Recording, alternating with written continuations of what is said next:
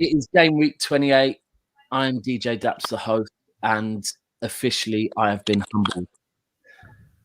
Welcome to another episode of XtraTime. Another fine array of guests I have with me. Going to introduce them all right now. We have, welcome guys. What's going on? How you doing? Hello there. So we've got 2 wins on the board today and we've got 2 losses on the board today. Firstly, we have got Neil from Beyond the 90. Welcome, first time on. Do you want to tell everyone real quick where everyone can catch you one more time? Because I like to promote everyone's. Yeah, just find me at I am Beyond the 90 LCFC. It's going to be a good season. We'll probably get into that the top 4 finish at the moment. And yeah, Leicester are flying at the moment, and we'll probably get into that in a bit more. But yeah, thanks for having me. Absolutely. And then we have Ian from Red Sky Pods. Is that right? Or is it Red Sky Pods? Red Sky Pods, that's it, mate. We're spot on first time. There we go. And for those of you that can't guess already, well, it's down to kind of one of 3 teams. It's Liverpool, Everton, or maybe Tranmere, but I don't think Tranmere have got many supporters, to be fair. So, and then we have Sammy on the channel again, and this one is going to hurt me today. I already know it. You don't sound enthusiastic today. I wonder why. The voice is a bit mellow. I'm humble. I've been humbled. I'm a gracious man that will admit the battle has been lost. The war will not be lost, though. But you know what? Feed the goat, feed these nuts. It's all the same stuff, isn't it? He started. You know what? I'll be honest. I gave it on Friday a lot, so I'm gonna have to take it, and I'm gonna have to take it. Yeah, you made me leave my couch, so yeah. So, before we get into that, Neil, got you on because I felt like this. I've been looking for a Leicester pod to get on for a while. But in particular, I felt like this week was an important week for you, and even more so, an important week for Brendan Rodgers. So, tell us about your club and tell us about your recent form. So if you're talking about recent form, I mean, there's a couple of things that happen at the moment. Obviously, we take it back a week, and we've been dropping like flies in terms of injuries. I mean, some of the big players for us that probably potentially other clubs haven't noticed, like James Justin has gone out, obviously with the likes of Harvey Barnes and the likes of Maddison coming out of the squad. We had no out-and-out Cam for the last couple of weeks, as all 3 of them are injured in Perez, Pratt and Maddison. And against Arsenal, we just ran out of steam. Literally, we're playing terrible football, and not because they weren't trying, they were trying, but the reserves are gone, and we've got about 60% of the squad that like a traditional top 6 team has. So we're trying to compete on 3 fronts. Didn't happen. So we lost to Slavia Prague. We thought we could turn it around at Arsenal. Got the first goal, and then it just fell off a cliff.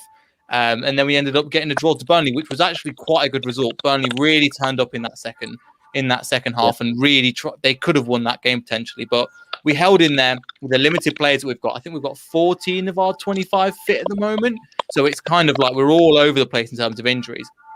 And then we came into Brighton, and again, about a half time ago, and here we go again. Like we just need to take it. I'm glad we're at the Europa League because now we can concentrate on just securing that top 4. Hope if we could just write this game off, if results could go in our favour, then we could potentially still finish in the top 4 and play 1 game for the rest of the season, 1 game per week by the end of the season. So, and then we just put in a performance against Brighton, who run out of steam after about 60 minutes, and we managed to get 2 goals, and we're delighted with it. I mean, we're in a position now where I know that Man United have just won, and we'll probably get on to that in a bit, but I think we're in a position now where we look comfortable, and at the same time, we kind of want to be underrated. We kind of want to be a team that will go under the radar at the moment because we want to have the likes of Man United to take the headlines, with the likes of Liverpool to take the headlines, and we'll just kind of do our business and do our bit in the background. We saw what happened last year in terms of we tried to compete at that top level and the players fell off towards the end of the season. Now we're going again. The managers learned, the players have learned. I'm hoping this season that, with 1 game a week now, hopefully we can secure that top 4 position. Yeah, I mean, I'm glad you touched on the injuries because that is something that with Leicester, it hasn't been spoke about enough. I think missing Ndidi is huge for you. Like the amount of games he missed. He's a sensational player, right? Yeah, well, the thing is, all over the squad, normally there's one player we sell every year, and they've normally been like the weaker person in the squad. I know like Harry Maguire, Ben Chilwell, we've replaced them. This season, it's not just Ndidi, it's Yuri Tillemans alongside him, Harvey Barnes, James Maddison, and Wes Fofana stepped up massively from just Johnny Evans has been amazing. So all over the pitch, you can just name any single player. We used to be a team that was like hit them on the counter, and that's how we won the league pretty much. Now we've had to change formation, change the way we play, change our whole philosophy about the club. And it took us 5 years, and we finally got to the point now where we are fighting in them positions and we're towards the top of the table. So I agree with your point. Indeed, he is immense. He hasn't had the best of games recently because they've all just been tied, including himself. But yeah, he is a lot of players. We're prepared to slap big figures on them if anybody's interested to buy them, probably 100 mil plus. Yeah. So just one thing I was going to say real quick, guys. If anyone's typing, I don't know if anyone is or not because often StreamYard seems to do this thing where it puts typing over the back. Yeah, and everyone does that. And I think StreamYard sometimes just actually puts a typing effect over. But if anyone is, if you could refrain from typing. As I say, I don't know where it's coming from. But yeah, again, what you touched on there with Leicester being a selling club, I think what is worth mentioning if you're going to talk Leicester being a selling club is your scouting system. Yeah, because the way you sell players and replace them with players better than the player you sold is very commendable. Yeah, it's something that people talk about certain recruitment, and we have it down to a T at the moment. We've had some bad spells in it since I think the year after we won the league. We didn't have some good recruitment, but again, as you were saying, our philosophy is we can buy players that are younger, that are less experienced, take them into the team, take them into the Premier League, let them fail a little bit that top teams can't, and then train them to be better players. With the likes of Maddison, obviously never played in the Premier League before he came into the squad. We trained him up. Looks like the Tillemans, Soyuncu, same kind of thing there. So they can go to bigger clubs and do other things, but however, at the moment, I'm thinking that Leicester are really we're doing stuff at the moment. I'm just so happy that we have a recruitment team because at the end of the day, like you look back at it, and we've been in League One, we've been in administration at the moment, so it's just amazing. But yeah, our recruitment is one of the highlights, and I don't think it gets touched on enough, to be honest. No, it doesn't. It doesn't really doesn't. Your recruitment's here and there, though. If I'm being honest, they thought they could sign Kante and thought, let me go look in the French league, someone like Kante, and they should go buy him. That man was Mendy, and it was just, it's not been the same, really, has it? If you're being honest. Of course it has. I think you're 50-50. I like your recruitment. Obviously, you got Tielemans, you got Harvey Barnes coming through the ranks. James Justin, unfortunately, what happened to him and everything. I think thinking that, you know what? I think you still need to replace Chilwell. I think the boy from Atalanta who's come through, it was a great signing, but I could really see him further up the pitch. I think he's really good in the system at 3 at the back, and I think with Leicester reassuring with 3 at the back, was it against Burnley? I think it was. It was really good, but I know Brendan Rodgers really wants that 4 at the back. He does, doesn't he? He ventured that. I don't know if he played that today. I didn't watch the game or even know about it, but no, Leicester's there's big ratings there but the only thing is when the pressure's on, Brendan Rodgers seems to bottle it. Done it at Liverpool, doing it here. And it's like, even though you don't have the pressure on yourselves, there is pressure at the end of the day to get that top 4 spot with Arsenal, Tottenham just winning 3-1 right now. It's all creeping up, but maybe that gap between 3rd and 4th could become further and further, maybe, or it could literally have a thing where Man United also drop, because Man United's got Leicester in 2 weeks' time, do they not? Might be in 2 weeks' time. I'm not sure on the table, to be honest. I've not been really looking because 21st. I think it's on the 21st of March, I believe. Yeah, 21st of March. I think it's at our favourite place, which is away, not at home. Are you sure it's your favourite place? No, you've played at our ground. We're playing at your ground now. Are you sure? We played 2-2 at our ground, remember? I don't know. I need to have a little check at that. But thank God that the typing sound has gone now. But but you know, I'm pretty sure it has. But yeah, just to come back to your point, I think you mentioned about our transfers.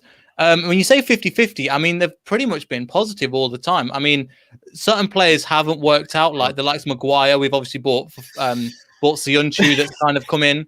I mean, okay, so who hasn't worked then, mate? Let's have this conversation. Who hasn't worked so far for you? No, I'm not talking about this season. I think you've had good recruitment this season on the back of a disappointing of not getting the top 4 last season. But I think this season recruitment's been good. But I mean, overall, like your recruitment and your negotiations with the teams and everything. Selling Maguire to my team, unfortunately, for 80 million was an absolute. That's daylight robbery. That's like going on GTA on the heist, not getting caught by the police. It just don't make sense, has it? Like, you got all these police around you, and it's like you're still gonna run away with that money. That's what it feels like at Man United. But no, I think for me it's been 50-50 with some of the transfers. But this season's been a definitely plus. It's Castagna and all them lot.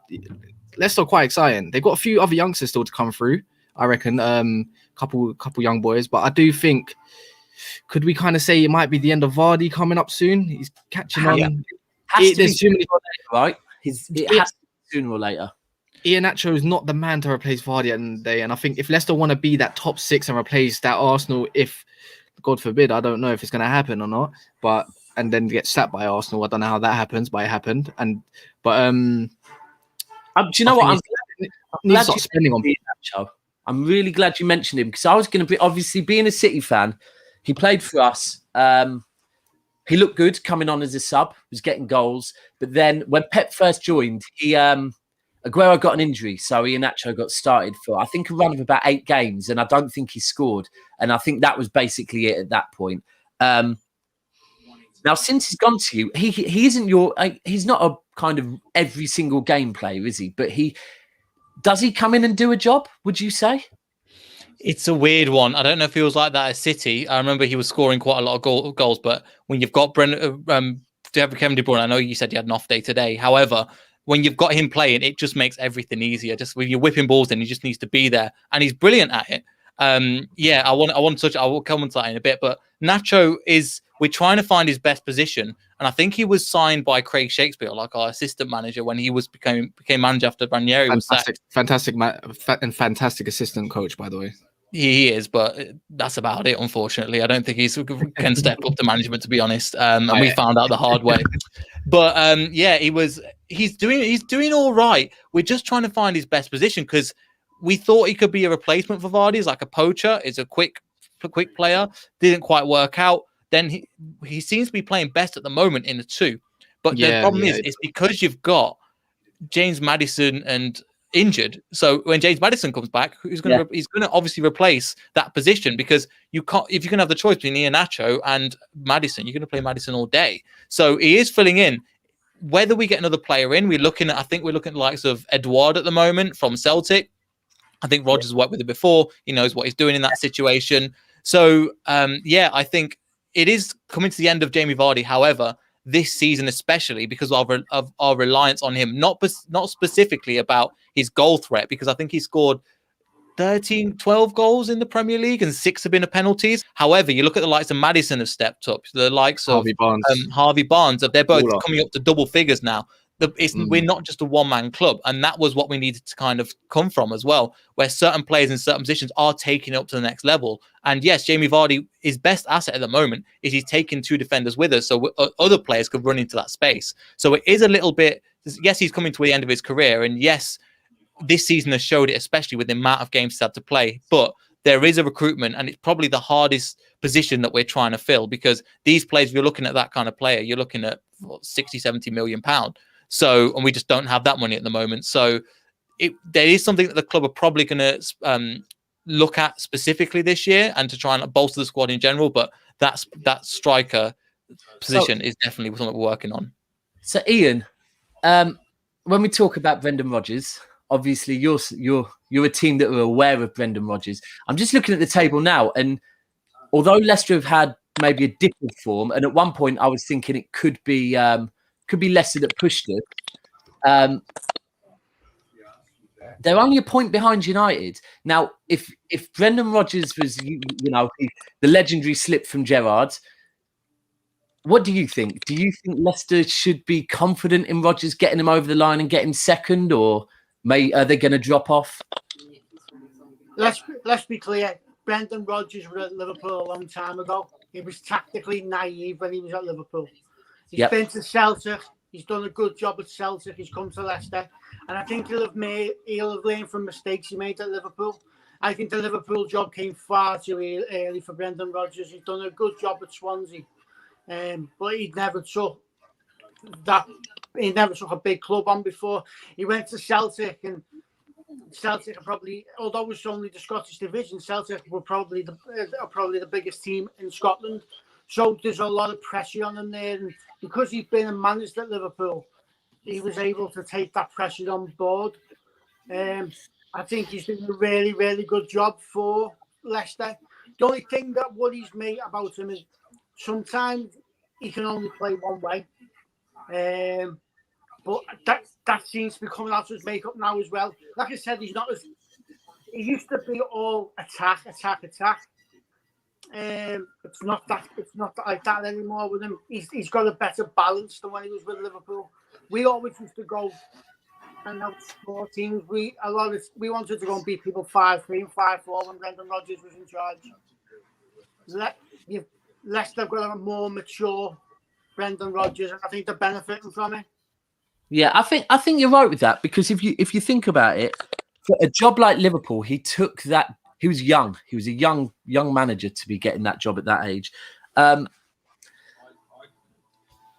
Sam, you look like you wanted to say something on it. In that question, Steven Gerrard's done an amazing job at Rangers, right? Unbeaten. Yeah. He's doing it. He's amazing. But let's take love away from the legend like Ollie in Man United. He got the job on a technicality in my mind, but like because he done really well. But it is what it is. But you said Brendan Rodgers doing well at Celtic, and then he's after Liverpool. Then beforehand, he's done amazing at Swansea, getting a job too soon. Do you reckon? I'm seeing a lot of Klopp ins and Klopp outs. So my question is kind of, do you reckon is it Klopp out and then Gerrard in? And if it is Gerrard in, would you want that, or do you think that's way too big of a job too soon? First of all, I want to say I'm definitely Klopp in. The trouble we've got right now, I don't want another manager trying to sort that out, because that right now it's a mess, and I think we've got the best man right now to sort that mess out. I'm fully behind Klopp. I think the job is far too early for Steven Gerrard.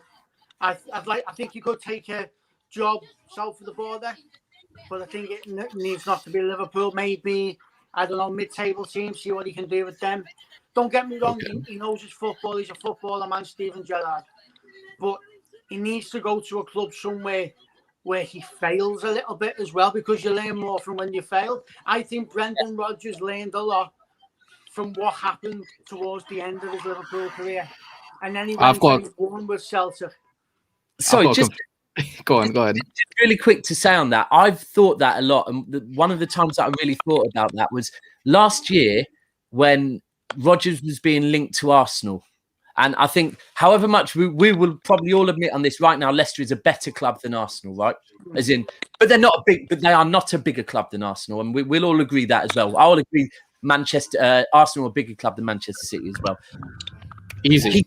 He could have took that job, but I feel like sometimes when you've been burnt, you think, do you know what? I'm not going to take that big job. I'm going to stay here and I'm going to ride this out. And I think that was a big decision for him that he took to stay. And I think that was possibly because of what happened at Liverpool, that he thought, no, I'm not going to go to the bigger club. I'm going to stay here. And sorry, Sammy, I know I interrupted you. What were you going to say then?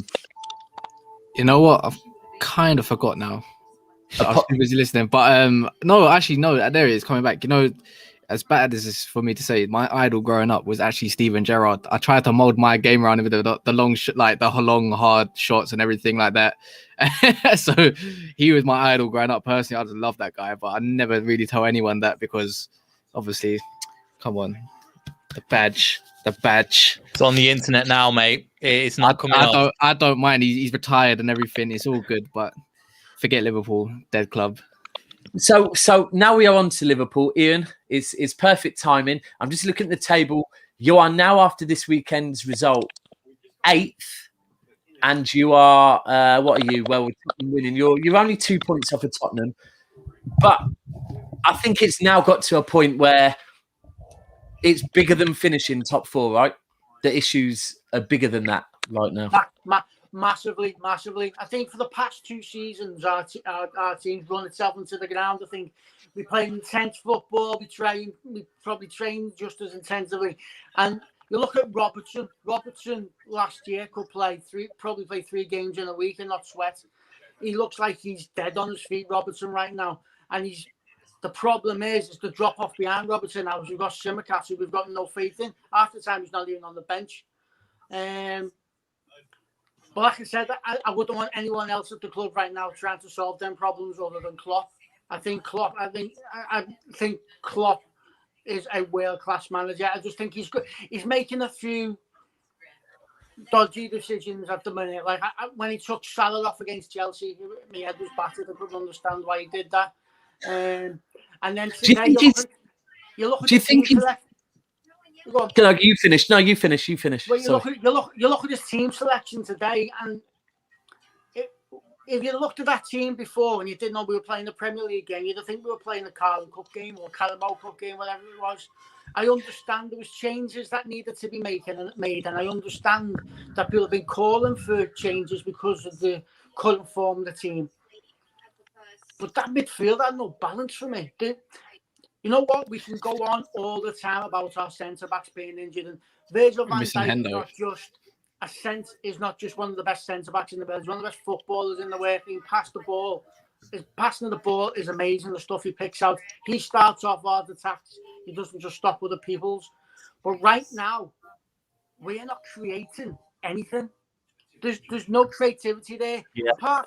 Apart from Jota's effort in the second half, at no point did we look like we were going to score a goal. And the biggest bone of contention right now is when something happens and it doesn't go our way, our heads drop. And you only have to look at the Leicester game. As soon as that goal went in, we collapsed. All our heads went down. You're missing Hendo big time. We were the mentality monsters. I think Jamie Carragher called us the mentality midgets today. Something needs to change. Something is not right. I think you're right. And when we talk about Salah, so there's been a few games this season that Salah's kind of single-handedly won them for you. And again, when you're talking about creativity, that is a worry. I think like Klopp is. I've spoke about the dominoes effect, and I feel that's what's gone on. You know, sometimes everything goes right for you, sometimes everything goes wrong, and I think now you've got so many things happening. Klopp's having to make these changes. There's probably issues going on backstage. There's form, there's fitness, and but before we came on, we spoke about the summer and the January transfer windows. Do you feel it's more than Jurgen at your club at the moment? There might be massively. In 2005, we won the Champions League and then we didn't capitalise on it. We didn't go out and we didn't spend big money like we should have done. Very similarly, we've done that this season. Like we brought Jota in, who will eventually cost £54 million or something stupid. But I think we're paying a tenner a week for them or something stupid like that. You can't be at the big table and spend like that. We've just took a £20 million player on loan. And we might buy him, but we're going to pay him in installments. At the moment, we're paying a £1 million loan fee. Right now, the Premier League is Man City and everybody else. Go on, Sammy. Say something. I'm not denying it. I'm going to be real. It's still man's. Even if he won today and be a certain amount of points behind, it's done. 9 points, 12 points. It's always enough. Man City. Even Pep Guardiola is going to come back from that defeat and be like, oh yeah, boys, whatever, just go do what you want to do, kind of thing. He's going to be on to them. He's just going to be like, that's not good enough. It's not going to crumble them. They're just going to go on to win it. They've got 3 games to spare. And what I say often, and so we'll move on to City in a minute, is again, I always say, if we don't bounce back, we don't deserve to be champions. And I think that is the key. It's the losses. Sometimes we spoke about Rodgers as well. But yeah, I think your January signings. I mean, summer. To be fair, Jota was a good signing. Thiago looked like a good one, but Thiago, he wasn't what you were needed. We spoke about that. I'm not going to keep going on. Everyone talks about Thiago far too much now, so I'm not going to press on that. But even Fred's a bit better, Thiago. The problem with Thiago is, as good as he is, he can't do the job that is needed at Liverpool. Before we came on, I said we played three central midfielders. You'd have Henderson, who's not just a midfielder, he's cover for the right back. You've got Gini Wijnaldum, who's not just a central midfielder, he's cover for the left back. And then you'd have Fabinho that sits in front. You tell me which one of those jobs Thiago was made to do. He doesn't suit your style of play. I've said it so many times. He's a great player. He is. Anyone that says he isn't, I disagree. However, I do agree he's not having a great season. He's not doesn't suit Liverpool. Sorry, guys, just quickly make sure you like and subscribe if you're watching right now. Hit those like buttons below.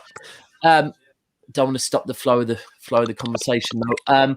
But then we move into your January signings, and for me, if we look back in January, I think back in January you were second or third, right? And you had, you'd started to hit that bad run of form. You needed really a defender, if not just to replace Van Dijk. You needed a defender to get Henderson and Fabinho back playing where you need them to play, right? Now, the signings you made did not, to me, look like signings of a board that were backing their manager.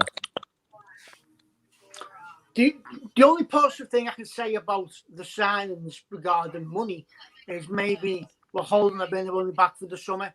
And that's me. I did think that. Yeah. Massive straws. We needed two centre backs. We bought a guy in from Preston who I could understand signing someone from Preston if he was 18 or 19 and he's up and coming. This guy's 26. I don't get that. He might go on to be great for us, but right now he hasn't even kicked the ball for us. Kabak is a 20-year-old who has got promise. I don't give him as much stick as most Liverpool fans are giving him right now. I think he could be good, but we brought him in the middle of the season in a back four that is in disarray anyway. He's 20 years of age and he's in a different country. I don't know what we're going to expect from this 20-year-old player. He's not going to come in and be Van Dijk. He's not even going to be Joe Gomez. He's learning now. This second half of the season is right off with us now. It's a learning curve to come back and that to become better for next season. So where do you, if we talk about the rest of the season, before we get onto the league, no, in fact, we'll do the league first. Honestly, do you see yourself getting Champions League football? Top four? Mate, I can't see where our next win's coming from. Today, at half time, we'd only played 45 minutes and we were only 1-0 down. I couldn't see where our goal was coming from. Last season, if we were 1 goal down with 10 minutes to go, I'd expect us to score 2 goals. Yeah, you're right. That's where we are right now. Okay. So, top four? I can't see it. Unless there's a massive upturn in form, it's very, very unlikely. Okay. So then, one thing with Liverpool that has always been in place is despite your league form, you can still turn it on in the Champions League. If we're going to talk Champions League, what do you think about that? I'd like to think we can, but the problem is, if we get past Leipzig, I know we're 2-0 up, and then we play Paris Saint-Germain in the next round, and then we've got Kabak and Nat Phillips up against Mbappe and Neymar. Thank you for tolerating me. Yeah. Point taken. Yeah, but I will stand by it and say Liverpool are a team that in the Champions League, I do not want Manchester City playing because I already know what's going to happen. And the other thing is though as well is another big thing about Liverpool in the Champions League is when you've got that crowd behind them. We haven't got that this season. Yeah, very true. I think this season's really shown just how much Anfield and a full Anfield says that it really is a 12th man. I mean, I'll be 100. The Etihad is not a 12th man at all, right? And I think right. You've got 15 other men on the bench that are worth about 300 million anyway. Yeah, exactly that. Beautiful. But over to you, Neil. I mean, Liverpool are one of the teams that you were probably worried about dropping out of the top 4 for. Are you worried now? Not really, and not in a bad way. I just think after it's happened, I think people are looking at it. Obviously, they've been plagued with injuries, just like us as well. And it's again, as Ian was saying, it's a mentality thing. I mean, when they went 1-0 down against us, it was like, well, we give up now, and we just were like, great, let's go and play with them, and we did. We got 3 goals, and up to that point, Liverpool were the people on top before that first goal. And we were lucky to be going in 0-0 at half time, to be honest. Then the brilliant goal from Salah, and I thought, here we go. We're going to be frustrated once again. Leicester aren't playing well. They just gave it us. And again, I agree with Ian. I think Klopp is the man to take it forward because there isn't really anybody else available, in my opinion, that would do a better job than Klopp's done. So I think it's just prepare to the end of the season, see how it goes, and then reassemble in the summer because you'll be all right, but it's just... Again, it's just everything has fallen apart. Cool, that's fine. Let's rebuild in the summer and start again. But the issue is, can you get that Europa League spot? Because literally at the moment, there's so many teams vying for that position. It's looking like West Ham don't look like they're slowing down anytime soon as well. So if Liverpool don't get it, I mean, they're just going to go full hammer next season for the Premier League because that's all they've got really. Yeah, I mean, actually, if you look at West Ham have still got 2 games in hand, didn't they? They win one of them, and they're up to 4th. So yeah, West Ham are looking very good. I mean, they're a surprise team. Sammy, how about yourself? What about West Ham? Well, to be fair, I was meaning Liverpool, but yeah, West Ham as well. To be fair, firstly, let's talk about real top 4 contenders. Let's just drop Liverpool out of the conversation because they're just dead food. That's my favorite word. I think dead food. There's no point even mentioning them right now. They can't even score a goal. I could say the same for the last 3 games about Man United. We couldn't score them. We just popped 2 past your team. You know what I mean? But here we are. But anyways, I'm just going to be shameless until the end because it's the only bit of enjoyment Man United fans get is being shameless. So why not run with it? Long story short, West Ham, yeah, I think they're going to drop to a Europa League place eventually. I think they've done very well. They look organised. Their defence looks a bit... Their defence is just... You could see it at City. They look really, really organised. They look like they've progressed as a team. The signings they've got added in, they all look like they've bought into Moyes' system and vision that he originally wanted when he was there before. And... I think they'll eventually go down to the Europa League places. I think my top 4 would probably be Leicester, Chelsea, Man United, City. I think Tottenham could be a dark horse with Arsenal. I think Arsenal could also be a dark horse if Xhaka doesn't want to pass the ball to another player to score a goal. And yeah, that's just my opinion. I mean, I think you're right. At one point, it was kind of City, United, Leicester, Chelsea. Liverpool, everyone was still saying, including myself, no, they're going to hit some form. But to be honest with you, I said, I think it was probably 4 games ago, possibly 3, that I still think Liverpool will get top 4, but it's vital their next 3 games. And since they've lost all 3. So it's kind of like now, I think, like you said, Ian, we expect Liverpool, because of how they've been the last couple of seasons, to bounce back. But it's now got to a point where, like you said, where we don't see it, do we?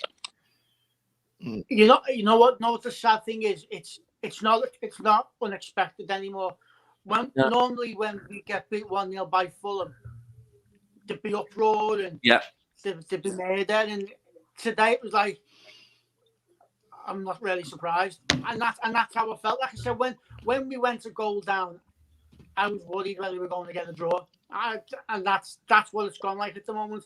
But then you've got to think, if that's the way the fans are feeling, are the players feeling that as well? Are the players demoralised? And Klopp is normally the most motivated, most animated character you can have as a football manager. Today he was just stood there with his hands in his pockets. There's just something not right. There's something fundamentally not right at Liverpool right now.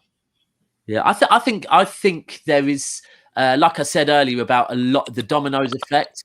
I do think possibly there are, I keep touching on this, I think there's some players there that are of an age where they want a contract extension, their last big contract, the likes of Salah, the likes of Mane, that have done everything they can do in the Premier League.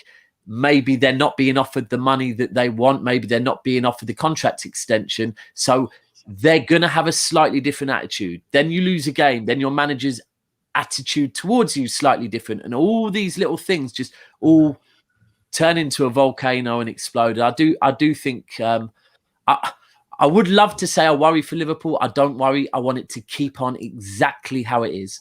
But, you know, the one thing I will say is you are a very, very faithful, passionate group of fans. And I don't believe this would be happening if you're in the ground. Now, we're going to move on to the bit of the show that I don't know if I want to move on to or not, Sammy. I definitely do. But we need to talk about it because it's a Manchester derby. Firstly, going into this game, honest question, was it important? Was it important? I think important for both clubs, yes. But I'm not going to I think Pep's going to look at it. It's 3 points dropped, but am I going to be sad about it? Not really. He's still 9 points clear. I think Pep's a serial winner, so of course he's going to be annoyed. But in the long run, I don't. You stopped the record after starters. Yeah, I don't think he really cares about the 20-game run. He would just think, okay, what about the next 20-game run? What about the next this, that, and the other? That's Pep. That's a serial winner. That's the real serial winner, not Mourinho.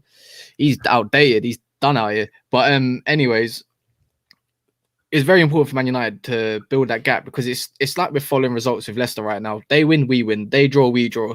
I don't know what it is, but Ollie must be taking something from Brendan Rodgers' textbook or something because, boy, it is what it is right now. But very more important for Man United than it is for City, 100%. Yeah. I'm not going to lie. I feel wounded. And it's not to do with the fact they have to come on here and admit certain things that I said. I mean, we had that little joke about Maguire and Stones and now today. I'll be honest. I actually think Maguire today was very, very good. And I think when people were talking about United's good players, Maguire's name hasn't been mentioned, probably because he's for most of the season. But I think he had a good game. I thought you lot defended really well. Really well. I can give you tactical reasons why he looked good today. Did you not also notice that Lindelof also looked good today? And Aaron Wan-Bissaka looked good today? And Eason and McFredjo looked good today. Why is that? Because we played in a very, very low block. And even Eric Dyer looks good in a low block. So Chris Smalling also looked good in a low block. We can keep talking about names all day long. In that sort of system, it's made for defenders to look good if you don't concede. But if we're talking about transition, play, the tempo of the game, when they get further up the pitch, they're more exposed to the players that are actually, you know what, I can burn Maguire, I can do this, I can get past, etc., etc. Other than obviously Sterling because he's still in Wan-Bissaka's back pocket today. And again, what's that? Yeah, consecutive year. How many games? Pocket. Yeah. How many Premier Leagues has Wan-Bissaka won? I don't care about that no more, big man. I don't care. I don't care. But it's all about the present. And right now, the present is you got beat 2-0 by an out of form Man United. And that's what happened. Anyways, let's keep it moving. Low blocks. Oh my God, he's gonna keep going. Do you want to keep going? You can go all day, because we can talk about your. Let's talk about your history. You wanted to talk about the present. Oh, great! That's amazing. Right. That's exactly why you should have beat us today, and you didn't at your own turf. You get beat again. You know what? Does Ollie have more wins than Pep when it comes to head to head? He definitely doesn't have more trophies. But anyway, right. But let's go back. This is always going to happen between a City and United fan. But right, would it feel better if I say it, or do you want to say it? So, who was your standout performance today for Man United? Martial, Luke Shaw. Martial, Luke Shaw. McTominay looked very. I don't know how he had such an awful game against Chelsea, and then when he's actually required to do that Matic, that Pogba role, receive the ball and do a little bit of something, he actually looked well. He actually dribbled past a few of the Man City players, which surprised me. So maybe he's taking some criticism on board and he's maybe turning up a little bit. Yeah. Sammy, Sterling 23 against United, no goals. Come on. Do you know what? And I thought he had bad form against Liverpool. Jesus, that is awful. I mean, this isn't a City show. You don't want me to get started on Sterling because he certainly is not one of my favourite players for City. I think he works hard. He listens to his manager. He knows how to find space and manipulate space.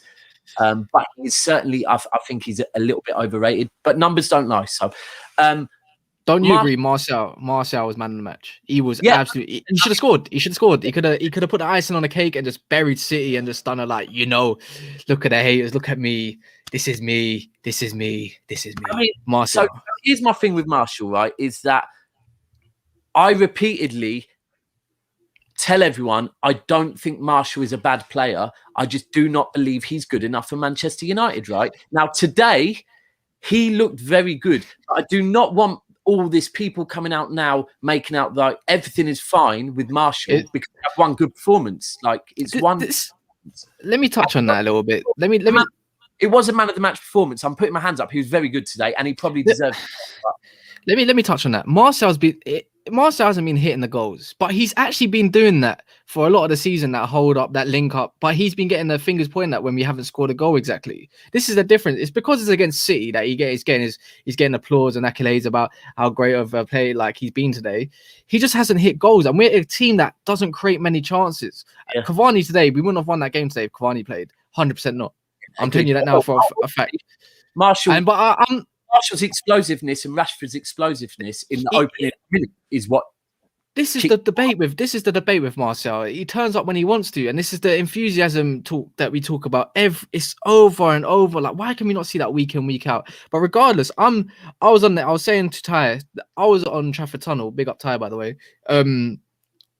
I was saying this is the issue with Martial. He turns up when he wants. The enthusiasm is whenever he feels like it. But I was on the fence with him 50-50. I was Martial FC or not. And I suppose today's game showed me he's a little bit more, but I do want the goals. I think everyone wants the goals, but we need better players in this team. You got Dan James to create you Dan James had another decent game, but is Dan James going to create you loads of chances in the game? No, he's not. No, he's not. He doesn't. Right.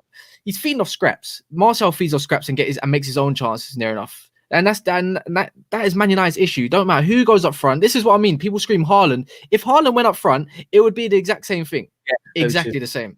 Until we get a better defense, a better winger, and a DM that's capable of running a game by himself, like a Fernandinho, who I think is amazing. I think he's just such a top servant for the game.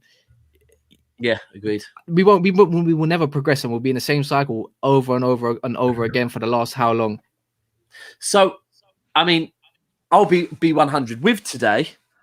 It's one of those cases of I was a bit like, was City really bad, or were United really good? And I don't know the answer to that. I do believe, right, there's one player I'll need to single out for Manchester City, Kevin De Bruyne. Kevin De Bruyne. Yeah. This is the thing as well. I think it's a bit of both. I think Man United, especially the first 20 minutes, were really good. We defended very well. And also, I think there's a mixture of Man City wasn't up to the plate, but they did have like scrappy chances to get something. Foden, and we getting last ditch tackles. You could call it a bit of luck if you want. And you make your own luck. But I reckon I think Pep got it wrong today, if I'm being honest. If he went for that false nine, right, and where Foden came on, Jesus came off, and then started pulling apart a bit of plays. You saw in the last 25 minutes of the game, City looked like they were going to score, and that's the honest truth. We could have also got another goal, but we didn't. But it goes to show also today, Rashford is very tired. He had his moments, but he looked extremely tired. He even went down at some point, and Ollie is really running into the ground, and this man management is absolutely appalling. I think it's the worst in the league. Name me another manager that's got worse man management than Ollie right now, because it's horrible. Do you know what? There was something you just said there about Pep getting it wrong, and I do agree with you. I think the false nine. We spoke briefly before about De Bruyne. My issue with De Bruyne is that, like I said, he's been, if we're being honest, De Bruyne has not been in good form all season. Okay. I've seen these wayward passes a lot. But the problem is if you look at the assist table, I think he's still top. And that is the issue. When you have a player that can have that one moment of magic that wins you a game, even when he's in bad form, it's a hard one. And if we look at how fluid we were before De Bruyne came back, we were more fluid. Now, and I don't know if you can remember, when we spoke on Friday on the show about predicted lineups, can you remember at the back when everyone was saying Cancelo would start on the right, what I said? About Kyle Walker starting. Because of pace. And you said it's because of pace, and he also has but he also has a mistake in him. But you know what? It was Jesus who gave away the foul in the end of the day. And the thing is, today was the first day that Cancelo he looked out of his depth, because it was a pace game. You came at us and we needed that pace. And when we talk about Pep getting it wrong, it made me think about the Lyon game, where we knew Lyon had pace and we played a slow team. And again, I'm not saying it would have, but for me, it was like we needed someone. We know, especially when you see Daniel James, Rashford, Marshall, right? That's pace. And we didn't have Walker, because it was... Did Walker play today? I think he did play. I saw Walker today. He came on in about the 65th, 70th minute. Does that go to show you Pep is really not pleased with Cancelo's performance? No, Cancelo, his performance wasn't good. It was for everyone to see. You were getting, it was more down that side. Zinchenko had an okay game. Zinchenko was good. Zinchenko's right. Attention was okay. My one thing about you guys that I want to say is, and congratulations, you did deserve the win. It's frustrating that you've done it at the Etihad again. Let me get that in the camera, you know.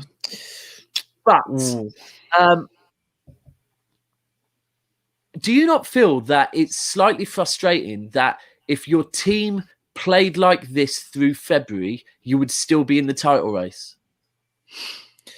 It's a hard one, because you can't play like this against every team. You can't just sit back and endure pressure and then expect the pace to do your job. You think Dan James is going to even do your numbers? Let's face it, he's only in there for impact. There's nothing else for him. He's useless. But he's showing Ollie that he can be a useful squad player at least. And when he's given a nod, he's doing an okay job. But that's all it is a job. And we don't need job players right now. We need star players right now to bring the game to bigger teams. You can't do this stuff against Leicester. I wouldn't be surprised we really park the bus and wait for Vardy and everyone to come at us, and then before you know it, hit them on a break, because Leicester are really lacking severe pace right now. That's probably the obvious tactic to probably go upon them, but it can't always work. You need chance creation, and it's like when you touch it with De Bruyne, you can have a bad game, and then there's that one player that shows up and gets a goal or something. Who does it remind you of? Bruno Fernandes.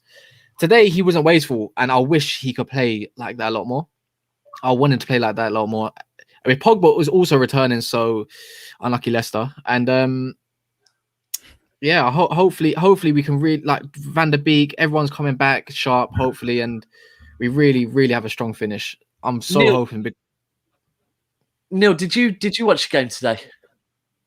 No, I was out, mate. I didn't manage to catch it, to be honest. I was keeping an eye on the result though as I was walking around the park.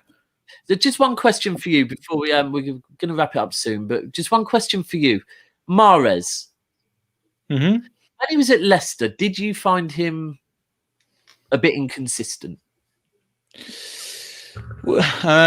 Consistent at times, but the difference is he was the only player that really had that kind of flair, so we let him get away with it.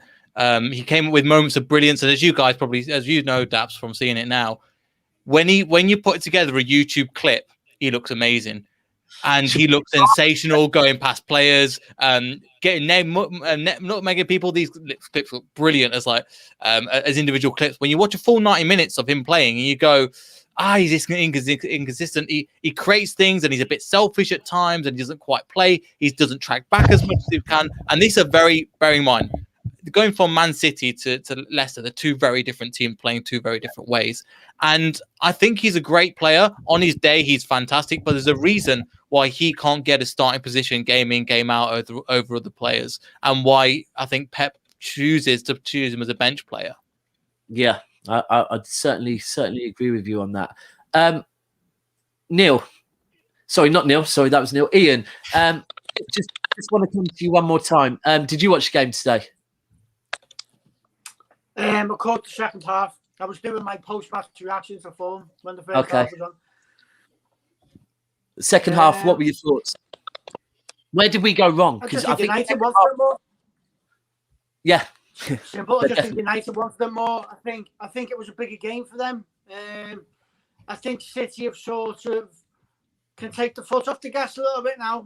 I don't think they have to go full pelt for anything now. I think the league's wrapped up. I think they'll win in a canter. I think what they'll do is they'll beat the dross, and they might sweat a little bit now against the better teams.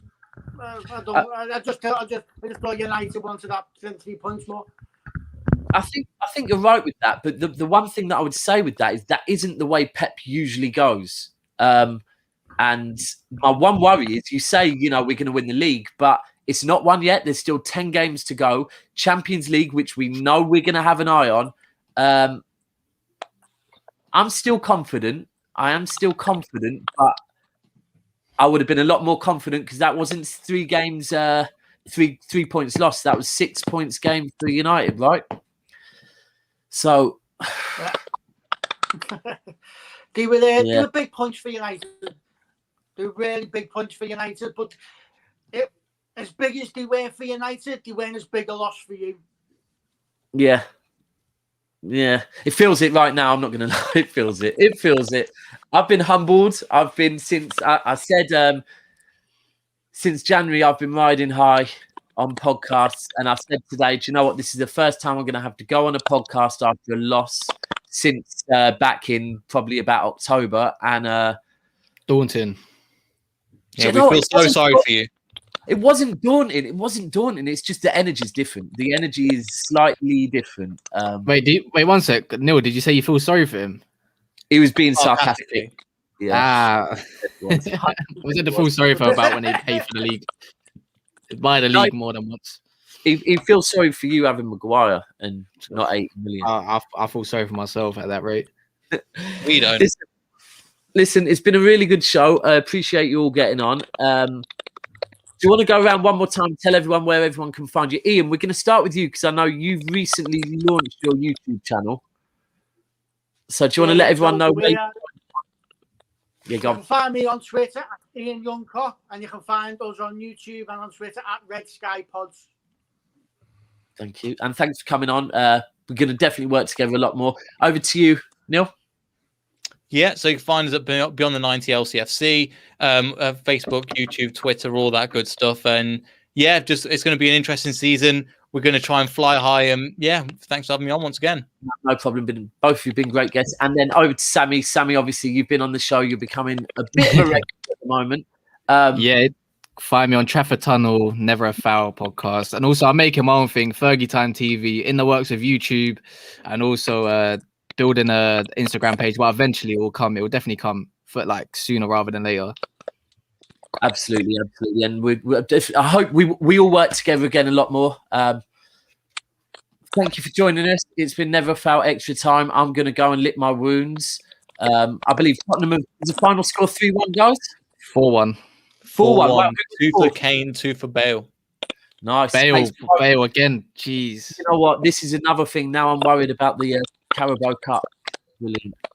Right, make sure you like and subscribe and catch us next week.